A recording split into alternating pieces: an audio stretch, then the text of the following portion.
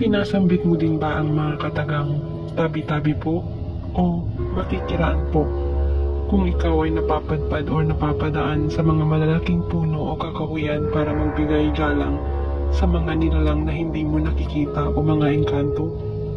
O ikaw ba ay naniniwala sa mga engkanto?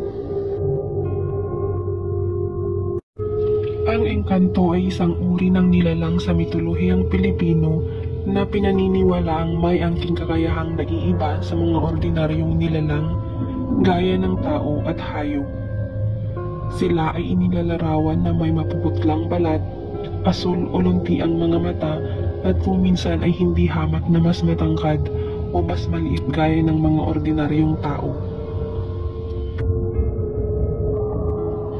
Pinaniniwalaan din silang naninirahan sa mga punong kahoy gaya ng mga balete at sinasabing hindi gumagalaw ng mga tao maliban na lang kung gagambalain ang kanilang pananahimik.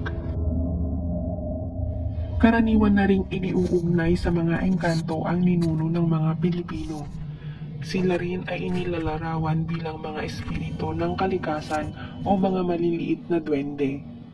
Ang paniniwala sa kanilang eksistensya ay nagtagal ng ilang siglo at may ilan pang pamayanan sa Pilipinas ang naniniwala rito. May iba't ibang uri ng engkanto sa spiritual dimension.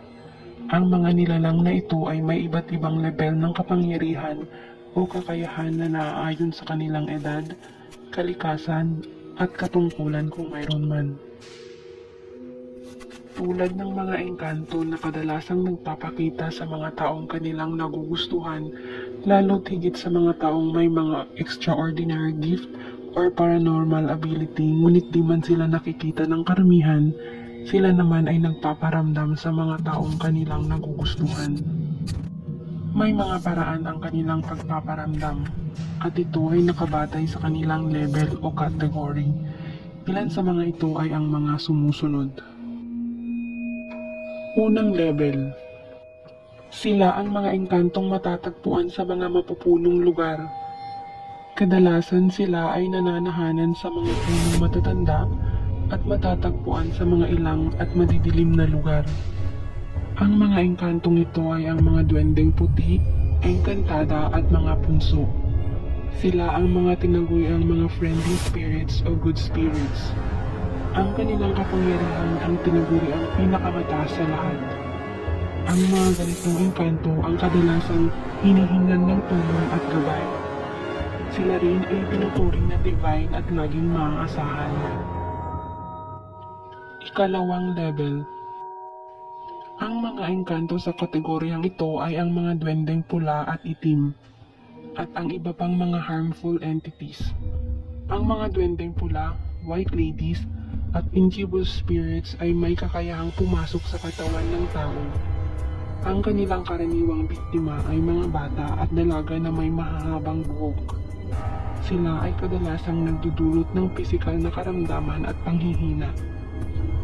Kapag ganap silang nakapasok sa loob ng katawan ng isang tao, sila ay nagdudulot ng changes of mood tulad ng irritability, loss of sleep at iba pa. Ang kanilang kapangyarihan ay nasasabing works of evil.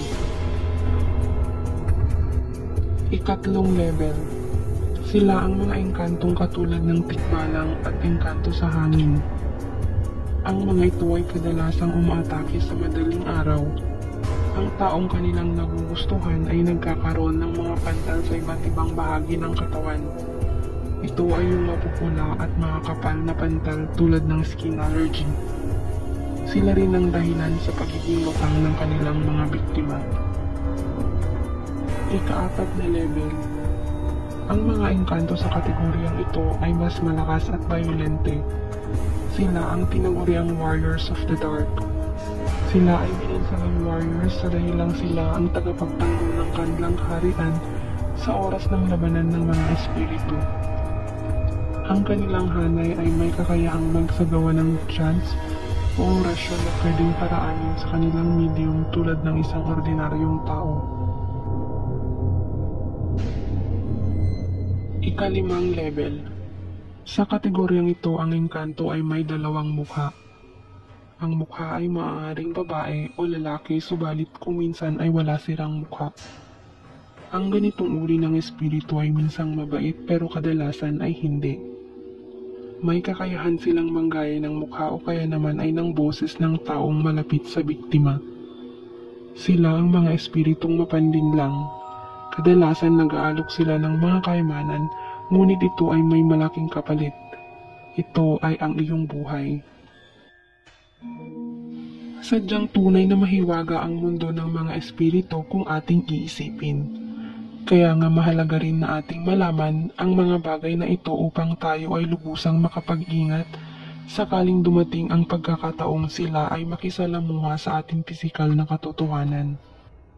Mas makabubuti ang maging palaging handa at maging maingat sa lahat ng ating mga galaw at binibitawang salita, kilos at pakikisalamuha sa ating kapwa, lalo na sa mga nilalang na hindi natin nakikita.